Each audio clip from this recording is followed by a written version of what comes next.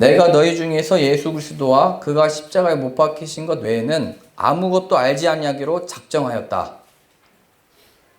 아무것도 알지 아니하기로 작정했다. 가장 중요한 것, 예수님과 그가 십자가에 못 박혀 죽으신 것이다. 이것은 그에게 있어서 실제가 된 겁니다. 실제. 실제가 뭐냐면 예수님이 나의 구원자이시고 예수님이 내 죄를 사해 주시는 분이고 내 죄를 대신해서 십자가에 죽으셨다라는 것을 아는 것에서 그것이 전부인 것을 알게 된 실제입니다. 내가 알기로 한 것과 믿기로 한 것과 그것이 나에게 실제가 된 것은 다른 것입니다. 그 실제가 된 증거가 뭐냐면 예수님만을 주목하고 예수님만을 바라고 나에게 주어지는 실제 상황 속에서 예수님을 믿음으로 가는 것입니다. 그때 하나님이 일하시기 시작하는 겁니다. 우리는 우리의 능력과 어떤 계획과 판단 속에 하나님이 이렇게 하면 일하시겠지. 하나님의 능력이 나타나겠지. 전도할 때도 그렇잖아요. 어떤 프로그램을 준비하고 잘 어떻게 해서 만들어 보겠다라고 하는 그 판단들은 다 무지한 일인 것입니다.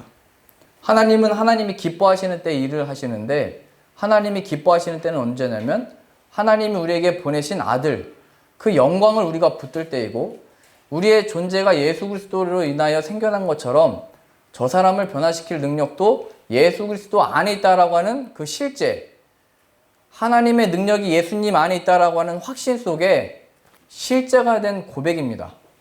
내가 너희 중에 있을 때 예수님과 그가 십자가에 못 박히신 것 외에 아무것도 알지 아니하기로 작정했다.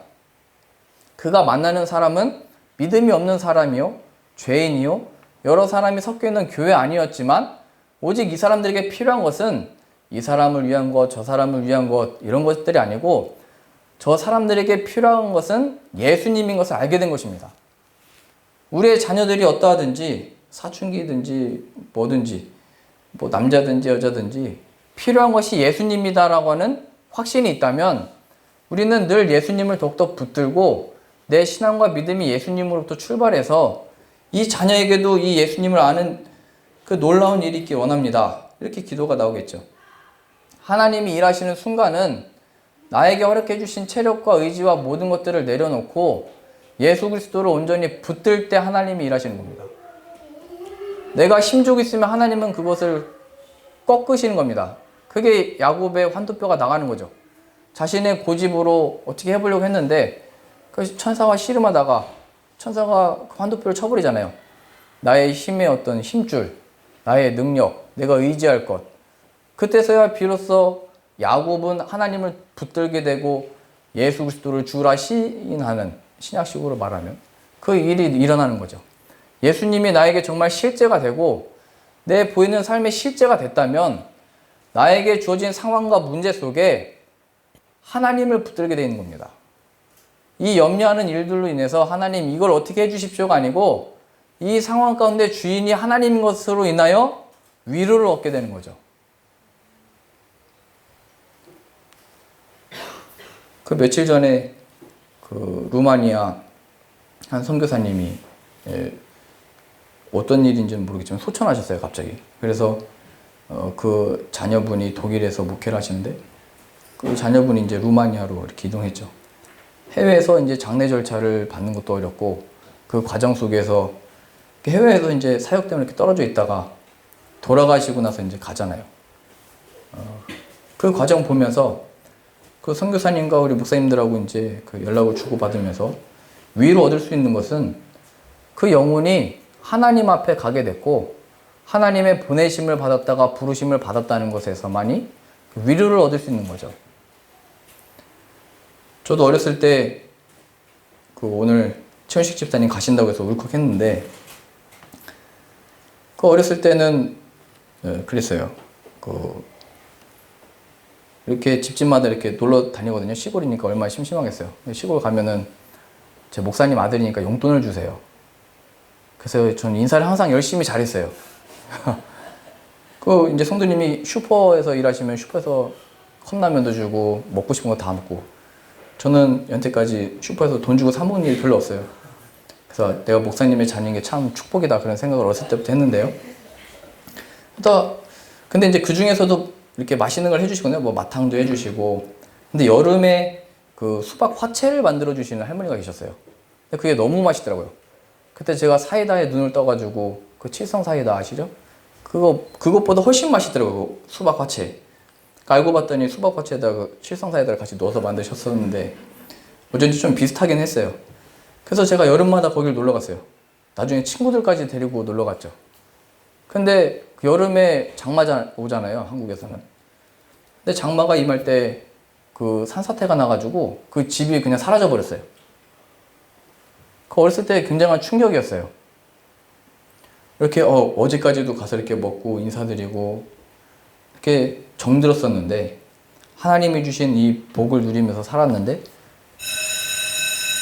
근데 갑자기 그 일을 당하는 것을 보면서 그 마음의 그 상실감이 굉장히 컸죠.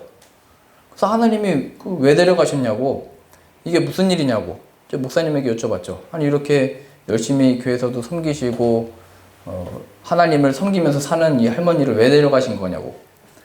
근데 이제 장례식 하면서 이제 듣게 됐죠. 하나님이 부르셨고 하나님 안에서 이제 다시 만날 수 있게 되고 하나님 안에 있게 된 것, 그게 천국이다. 그래서 저는 그 어린 마음에 거기서 위로를 얻었죠. 비록 그 먹는 게 아니고 먹으면서 정이 들잖아요. 이 할머니가 나를 위해 주는 마음, 뭐 이렇게 사다 주시는 그 마음. 근데 시골에는 나이 드신 분이 많아서 장례식이 계속 있어요. 그러면서 제 어린 마음에 거기서 상처를 받았는데, 그래서 여기 제가 이 교회에 오게 되면서는 다 젊은 분들이 있으니까 그런 상처는 안 받겠다 했더니 또 몇 년 계시다 가시고 이게 반복되더라고요. 비록 죽는 건 아니지만 잊고 가고 뭐 이렇게 친해지고 정들고 있는데 자꾸 떠나는 그 모습 속에서 제가 위안을 받을 수 있는 것은 그게 하나님의 뜻 가운데 이루어지고 있다라고 하는 사실만이 저에게 위로를 주고 이곳에서 계속 사역할 수 있는 힘과 위로도 하나님만이 주실 수 있는 겁니다. 누가 그 자리를 대신 채워서 줄 수 있는 게 아니고, 어떤 최현식 집사님은 자리가 컸잖아요. 항상 기타 치고 드럼 치고 이 앞에서 딱 이렇게 있는 그 자리를 누가 대신하겠어요. 그러나 하나님이 허락하신 이 상황들을 받아들이는 것에 있어서 그것은 나에게 위로이고 힘이고 내가 붙들고 있는 것이 무엇이었는가를 바라보게 하는 겁니다. 그래서 내가 하나님이 나에게 실제가 됐다라고 하는 그 사건들은 그런 구체적인 삶 속에서 나타나는 겁니다. 내가 사람을 좋아했는지, 하나님을 정말 좋아하고 있었던 건지, 하나님으로부터 주어졌던 세상적인 부수적인 일들로 인해서 기뻐했던 건지, 아니면 그 모든 것의 근원 대신 하나님 때문에 기뻐함으로 지금은 살고 있었던 건지, 이러한 삶의 훈련이 대부분이 하나님이 실제가 되게 하시는 훈련입니다. 내가 알던 지식에서 더 성장하도록 하는 건데, 그 성장은 그게 정말로 실제구나를 경험하게 하신 겁니다. 그렇게 된 자만이 지금 상황 가운데 위로를 얻을 수 있고 지금을 사는 힘이 거기서 나오는 거죠. 우리 다윗 한번 볼까요? 사무엘상 17장입니다.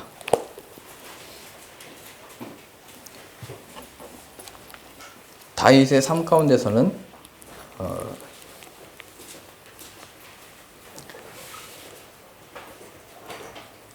그가 하나님의 실제인 어떤 그 훈련과 하나님의 실제 되심이 그의 삶에 어떻게 나타났냐면 사무엘상 17장 17절입니다. 이새가 그의 아들 다윗에게 이르되 지금 내 형들을 위하여 이 볶음 곡식 한 에바와 이 떡 10덩이를 가지고 진영으로 속히 가서 내 형들에게 주고 이 치즈 10덩어리를 가져다가 그들의 천부장에게 주고 내 형들의 안부를 살피고 증표를 가져오라.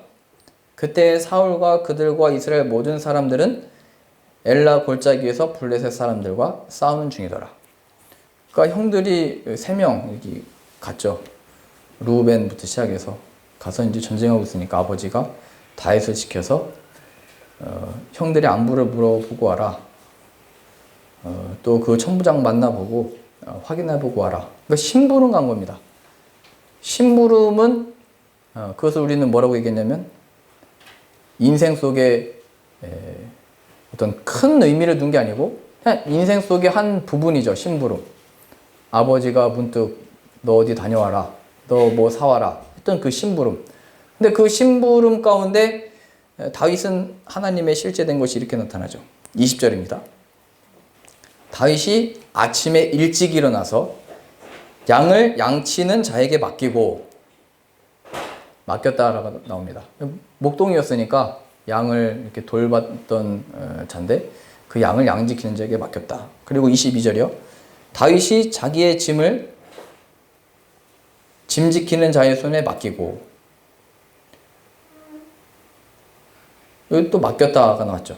아까는 양을 맡기고 이제 그 진영 앞에 가서 전쟁하는 데 가서 짐 지키는 자에게 짐을 맡겼다. 그 다윗에게는 양 지키는 게 자신의 말하자면 첫째 되는 일이죠. 근데 아버지의 그 심부름을 받아서 그 양들도 맡기고 자신에게 있는 모든 짐들도 다 다른 사람에게 맡깁니다.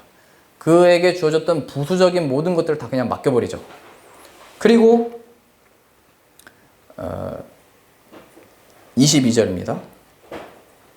다윗이 자기의 짐을 짐지키는 자의 손에 맡기고 군대로 달려가서 형들에게 문안하고, 그러면서 이제 24절입니다. 이스라엘 모든 사람이 그 사람을 보고 심히 두려워 그 앞에 도망하며, 골리앗 얘기하는 거죠. 골리앗 보고 두려워하고 있는데, 이스라엘 사람들이 이르되 너희가 이 올라온 사람을 보았느냐? 참으로 이스라엘을 모욕하러 왔도다. 그를 죽이는 사람은 왕이 많은 재물로 부하게 하고 그의 딸을 그에게 주고 그 아들의 집을 이스라엘 중에서 세금을 면제하게 하시리라. 다윗이 곁에 서 있는 사람들에게 말하여 이르되 이 블레셋 사람을 죽여 이스라엘의 치욕을 제거하는 사람에게는 어떠한 대우를 하겠느냐?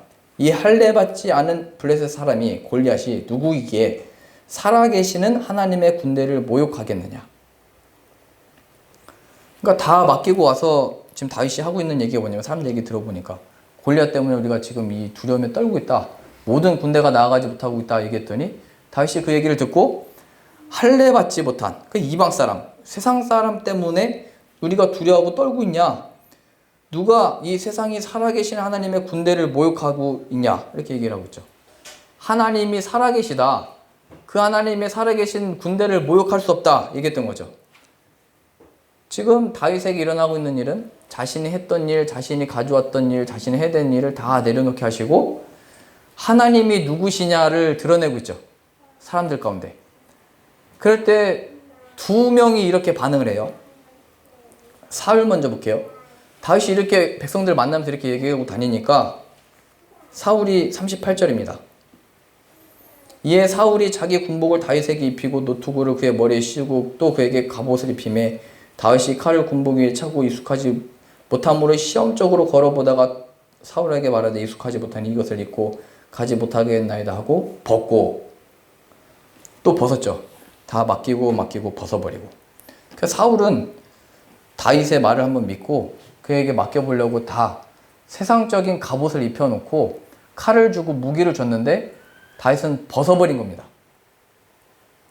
하나님이 실제가 됐다라고 하는 것은 나에게 주어진 그 삶들을 하나님이 부르신 그때에 벗을 수 있는가, 맡길 수 있는가, 벗을 수 있는가입니다. 이 전쟁을 위해서 지금 다윗은 전쟁하러 온 게 아니잖아요. 심부름 왔잖아요. 심부름 왔다가 지금 골리앗하고 붙는 거거든요. 그러니까 생각하지 못한 때에 이 일이 벌어진 거예요. 우리도 무슨 일을 당할 때 갑자기 일을 당했다 얘기잖아요. 갑자기 이 일이 일어났다. 갑자기 어려움을 당했다. 근데 그 갑자기 속에 하나님이 우리에게 주시는 그 능력은 하나님이 실자가 돼서 그 갑자기가 아닌 게 된 것입니다. 오히려 이 갑작스러운 일들 가운데 다윗이 하고 다녔던 얘기는 살아계신 하나님을 잊었냐? 그래서 오히려 사울이 그에게 옷을 입혔더니 다 벗어버리죠. 살아계신 하나님이 실제가 된 겁니다. 다윗에게는. 하나님의 일하심이 여기에 있지 않다. 전쟁은 하나님께 속한 것이다. 얘기하면서 나갔죠. 또 반면에 그 큰 형 엘리압은 이렇게 얘기를 해요. 이런 다윗한테. 28절 보세요. 큰형 엘리압이 다윗이 사람들에게 하는 말을 들은지라 그가 다윗에게 노를 바라여 이르되 내가 어찌하여 리로 내려왔느냐? 들에 있는 양들을 누구에게 맡겼느냐? 딱 나오죠. 네가 하는 일을 왜 내버려 두고 너 지금 여기 왜 왔어? 얘기하는 거죠. 나는 내 교만과 내 마음의 완악함을 아노니 너 정말 못됐다. 내가 전쟁을 구경하러 왔노라. 너 전쟁 구경하러 왔지? 너 하던 일 그거 다 내버려 두고 내팽겨 두고 너 구경하러 왔지? 무슨 얘기하다가 이런 그 꾸지름을 듣냐면 하나님이 살아계시다 얘기하고 돌아다니고 있으니까 그 형이 다윗을 불러다가 이렇게 혼내고 있는 거예요. 그랬더니 다윗이 하는 말을 보세요. 중요합니다. 29절이요. 다윗이 이르되 내가 무엇을 하였나이까 어찌 이유가 없으리까 하고 이 정도 되면 형이 또 형한테 대들어? 이러죠. 그 수아가 새한테 누나인데도 이렇게 혼내죠. 그러면서 뭐라고 하냐면 30절이요. 돌아서서 다른 사람을 향하여 전과 같이 말하며 백성이 전과 같이 대답하니라. 이게 아주 중요합니다. 그 형은 불러다가 혼내고 있는데 다윗은 돌아서 버립니다. 그리고 다른 사람을 향하여 똑같이 얘기하면서 다닙니다. 세상 사람이 누구이기에 살아계신 하나님의 군대를 모욕하겠냐? 하나님이 누구시냐? 너에게 하나님이 누구시냐? 이렇게 얘기하면서 다녔던 거예요. 그래서 지금 하나님이 실제가 됐다라고 하는 것은 우리가 세상적인 것들로 무장을 하고 힘이 세지고 영향력이 있다라고 하는 그것들을 다 벗을 줄도 알게 된 것이고 다 그게 부수적인 것이고 거추장스럽다는 것을 알게 된 것이고 그 누군가가 와서 나를 위해 준다는 사람이 와서 이 형이 뭐 다윗을 위했겠지 또 전쟁 구경하러 왔지 너 여기가 어디라고 온 거야 근데 돌아서서 자신의 역할을 계속했다는 거예요. 신약식으로 얘기하면 먼지를 털어버린 거예요. 복음을 전하다가 복음을 받아들이지 않으면 먼지를 털어버리는 거예요. 그냥 이건 담대함도 아니고 무슨 이렇게 그냥 돌아서 버리면 되는 거예요. 세상이 나에게 뭐라고 대하든지 또 그 누군가가 나에게 어떤 세상적인 위로를 준다고 할 때도 다 털어버리는 거예요. 하나님의 실제가 됐을 때. 그래서 하나님이 우리 안에 실제가 되는 그 훈련은 보통 이 두 가지로 나타나는 거예요. 세상적으로 나를 위로하려고 할 때 세상적인 것들을 우리는 위안을 얻잖아요. 인생을 살면서 뭔가 더 견고해지고 세워지고 뭔가 더 내가 세워놓은 게 있어야 업적이 되고 내 이름을 알리는 게 되고 그게 되는 거잖아요. 근데 그걸 털어버린 거예요. 갑옷을 벗어버리고 나를 위해 주는 칼도 던져버리고 그리고 누군가가 와서 나를 위해 주는 사람이 와서 나에게 무슨 혼을 내도 돌아서서 내 역할을 하는 거예요. 그 역할은 하나님이 살아계시다입니다. 하나님이 너에게 누구시냐 이겁니다. 이거 못 알아들으면 그냥 돌이키면 되는 거예요. 우리가 책임질 수 없어요. 우리가 우리의 남편을 못 바꿔요. 우리에게 남편에게 믿음을 심을 수가 없어요. 그럴 능력이 없다는 걸 발견해야 돼요. 그냥 돌이켜서 우리의 역할을 계속하면 되는 거예요. 제가 여러분들의 영혼도 책임질 수 없고 내 남편이 내 영혼도 책임질 수 없어요. 마지막 심판의 날에 그 모든 것을 견딜 수 있는 게 없어요. 제가 신앙좋은 아버지 어머니를 만나서 구원받는 게 아니고 마지막 날에는 예수 그리스도 앞에 제가 홀로 서게 되는 거예요.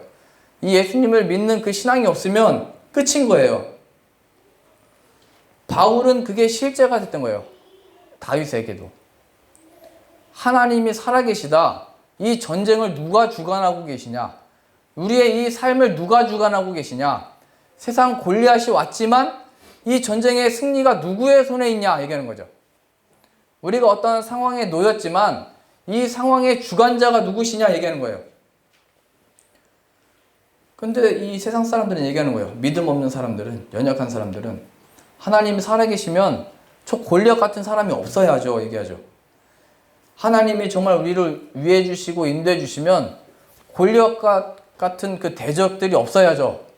그게 우리의 기도 제목이잖아요. 다. 안전하고 위협이 없고 건강하고 아무런 위협이 없는. 근데 하나님은 골리앗을 보내셔서 우리의 믿음을 시험하시고 하나님은 우리들에게 이방 나라 사람을 들으셔서 몽둥이로 보내신대요. 채찍으로 보내신대요. 이스라엘의 그 훈련이 망하는 걸로 펼쳐졌어요. 예루살렘이 함락되고 포로로 끌려가 버리죠. 그 사람들이 외쳤던 게 뭐냐면 하나님 어디 계시냐 했던 거예요. 그 중에 다니엘은 하나님 앞에 무릎을 꿇고 기도하고 감사하고 예배드리잖아요. 하나님이 실제가 된 사람은 지금을 변화시키고 변혁시키고 벗어난다가 아니고 그 자리에서 예배를 하는 거예요. 하나님이 누구시냐? 그 다니엘이 받았던 공격도 그거잖아요. 그 많은 그 왕의 사람들이 그를 시기해서 죽이려고 왕이 아니고 이 신상이 아니고 다른 것에 절하고 기도하는 사람들은 이 풀무불에 던져야 됩니다. 그런데도 다니엘은 기도하잖아요. 하나님이 실제가 된 거죠. 하나님이 막상 우리의 삶을 만지실 때 이건 아니야 라고 했을 때 그게 질병일 수도 있고 어떤 고난일 수도 있고 환난일 수도 있고 환경일 수도 있어요. 그때 우리는 아니야 라고 얘기하지만 다니엘의 세 친구들과 다니엘들은 얘기한 거예요. 그리 아니하실지라도 하나님이 우리의 삶의 주인인 것을 믿습니다. 이 이스라엘 백성들도 다 얘기했던 거예요. 누가 이 블레셋 사람 앞에 누가 저를 무찌르리요. 이게 덜덜 떨고 있는데 다윗은 하나님이 살아계시다. 하나님이 우리 하나님이시다. 얘기하면서 나갔던 거예요. 우리의 삶의 믿음으로 산다라고 하는 것은 하나님이 실제가 되는 거예요. 예수님이 나의 구원이십니다. 그 고백 맞아요. 근데 정말로 그게 실제가 되는 것은 우리의 삶 가운데 구체적으로 펼쳐지는 거예요. 내가 건강했는데 그 건강을 잃었을 때, 내가 부했는데 그 부함들을 잃어버렸을 때, 내가 의지했던 어떤 것들이 다 끊어져 나갈 때, 하나님께 그것들이 그런 일들이 없게 해달라고 기도하는 게 우리의 기도의 내용이 아니고 그것이 무엇이든지 이 세상 속에 하나님과 하나가 되고 싶습니다. 하나님이 정말로 나의 실제가 되기를 원합니다. 그 실제 속에 우리가 위로를 얻는 거예요. 마귀가 만들 수 있는 궁극적인 일은 죽음이에요. 죽음 앞에 우리는 슬퍼하고 괴로워하고 안쓰러워하고 어떻게 할 수가 없잖아요. 뭐라고 위로를 하겠어요? 뭐라고 위로를 드려야 될지 모르겠습니다. 이렇게 인사하잖아요. 그러나 하나님이 그 죽음을 이겨내시고 천국에 들이시는 그 영생 얻은 자들의 삶을 인도하신다는 것 아래 우리는 그 죽음을 넘어갈 수 있는 겁니다. 그러니 우리의 삶에 누가 세상적인 일들을 들고 와서 위로하려고 할 때 털어버리세요. 그냥. 내가 이까지 걸로 만족할 수 없어. 예수 그리스도의 생명이 내 안에 들어오기까지 이런 것들로 할 수 없어. 그러니까 다른 사람하고도 말할 때도 우리의 신앙이 다 드러나잖아요. 내가 어디에 관심 있는지, 무엇을 좋아하는지, 무엇을 원하는지가 다 드러나잖아요. 그러니까 세상적인 것들을 얘기할 때 그냥 다 털어버리세요. 그거. 다윗이 얘기했던 것처럼 돌이키세요. 돌아서서 다른 사람을 향하여 전과 같이 말하며 이방 사람이 어떻게 하나님의 백성들을 모욕하겠냐. 그런데 막상 이 이스라엘 백성들은 벌벌 계속 떨고 있던 거예요. 하나님이 누구시냐? 하나님이 누구시냐? 이 훈련을 좀 더 구체적으로 아브라함은 이렇게 훈련을 받았어요. 창세기 12장 우리 보시죠.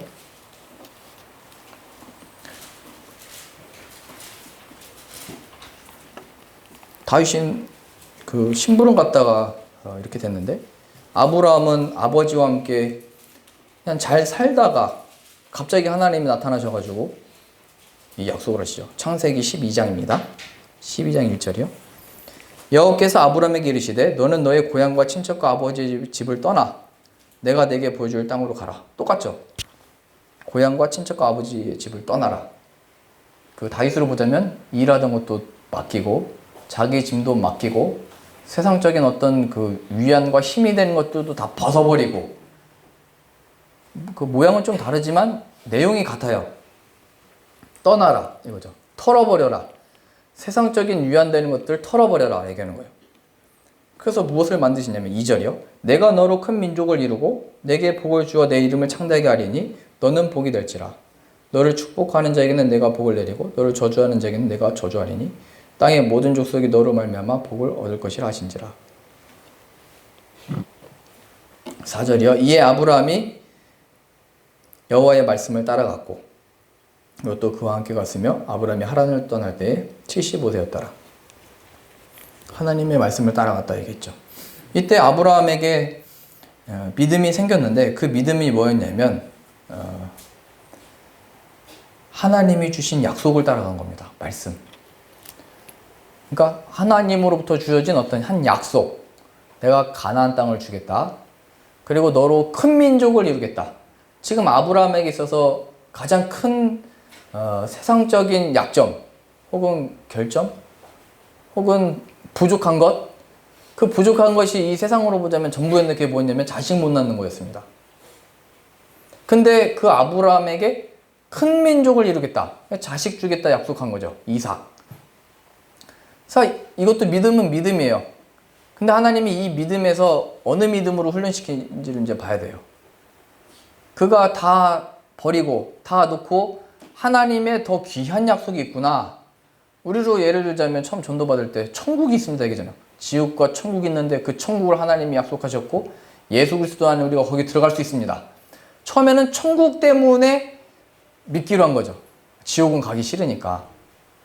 하나님이 주신 약속을 붙들어 가는 겁니다. 약속 때문에.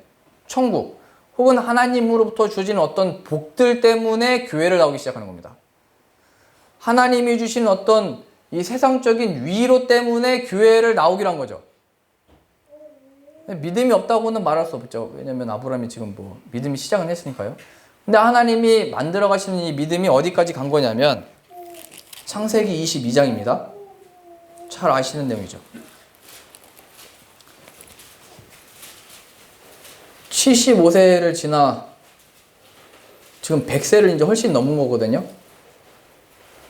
그러니까 약 25년, 30년 후에 이삭이 소년이 됐을 때 22장 1절이요. 그 일 후에 하나님이 아브라함을 시험하시려고 그를 부르시되 아브라함아 하시니 그가 이르되 내가 여기 있나이다.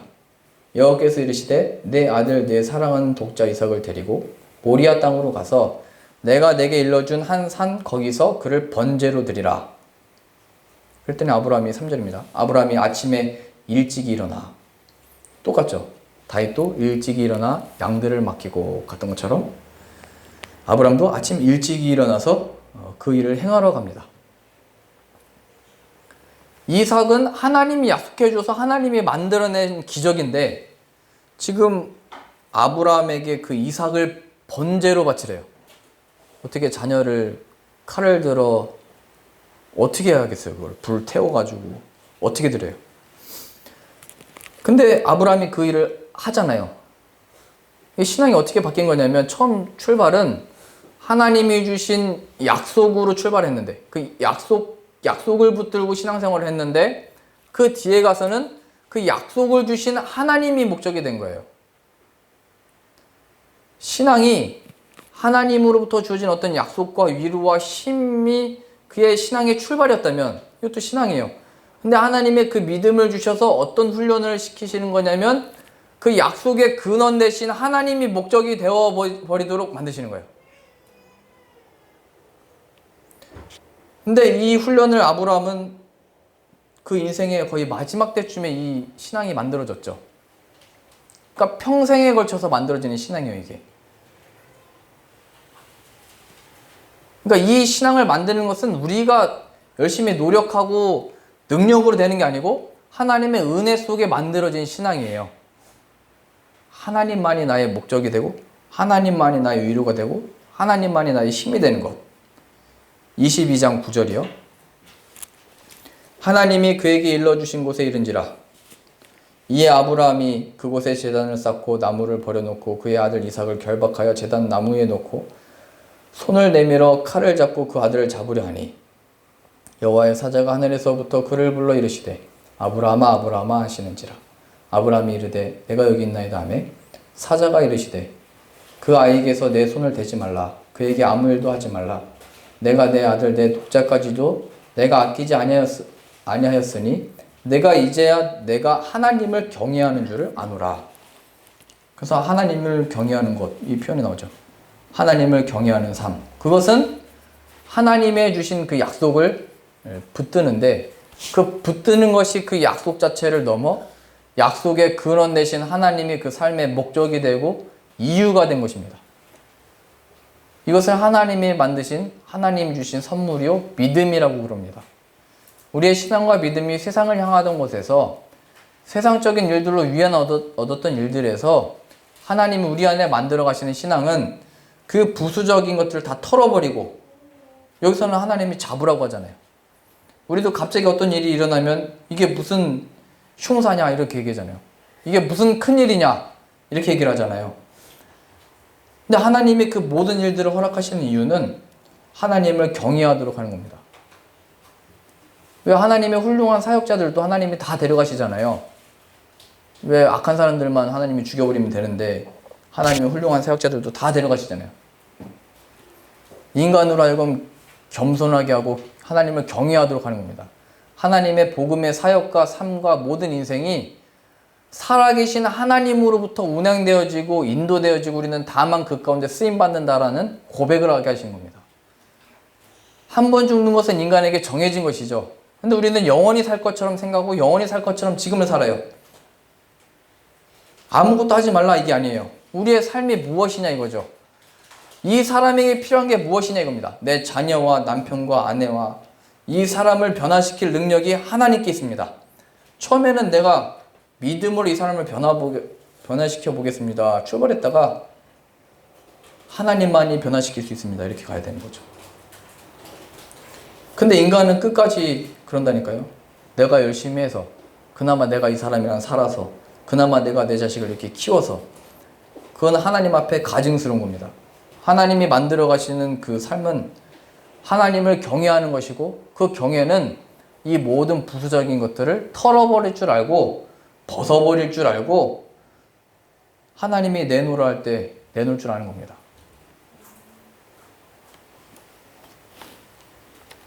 이것이 우리들에게 실제적으로는 바울에게 이렇게 고백됐던 겁니다. 내가 너희 중에서 예수 그리스도와 그가 십자가에 못 박히신 것 외에는 아무것도 알지 아니하기로 작정하였다. 바울에게 하나님이 실제가 되었을 때 그의 고백은 내가 너희 중에 있을 때 나와 너에게 필요한 것은 예수님인 것을 나는 알았다. 내가 너에게 오직 예수님만을 전하기를 원한다. 내 지혜의 말과 설득력 있는 말로 감화를 받아서 감동받는 게 아니고 그거 다 벗어버리고 세상적인 유형 벗어버리고 우리에게 필요한 것은 예수님의 보혈이다. 이렇게 고백했던 겁니다. 우리는 하나님과 예수님이 실제가 되어 예수님을 또 십자가 사건을 믿음으로 하나님을 전하는 자입니까? 아니면 내 지혜와 판단으로 하나님의 능력을 만들려 하고 나타내려고 애쓰는 자입니까? 하나님이 일하시는 순간은 하나님 우리에게 허락하신 예수 그리스도가 우리에게 실제가 되고 그 믿음으로 우리의 삶을 살 때 하나님이 일하기 시작하시고 하나님이 허락하신 그 구원과 역사를 이루고 마신다는 것을 기억하셔서 내가 너희 중에서 예수 그리스도와 그가 십자가에 못 박히신 것 외에는 아무것도 알지 아니하기로 작정하였습니다. 누가 뭐라 하든지 세상이 무엇이라 우리를 비난하든지 믿음 있는 사람이 무엇이라 정죄하든지 예수 그리스도가 나의 전부이고 나의 설명이며 나의 자랑이다 고백하실 수 있는 저 여러분들 다 되실 수 있기를 바랍니다. 기도하겠습니다. 하나님 아버지, 우리에게 허락하신 이 믿음 하나님이 끝까지 이루실 줄로 믿습니다. 우리 안에 그 믿음이 하나님이 실제인 것을 알게 하시고 우리의 삶의 모든 순간들과 상황들과 문제들과 역경 속에 하나님의 실제 되심으로 인하여 위로를 얻고 감사하며 예배하고 예수 그리스도 안에 그 하나님을 전하는 자 되게 하여 주옵소서. 예수님의 이름으로 기도합니다. 아멘.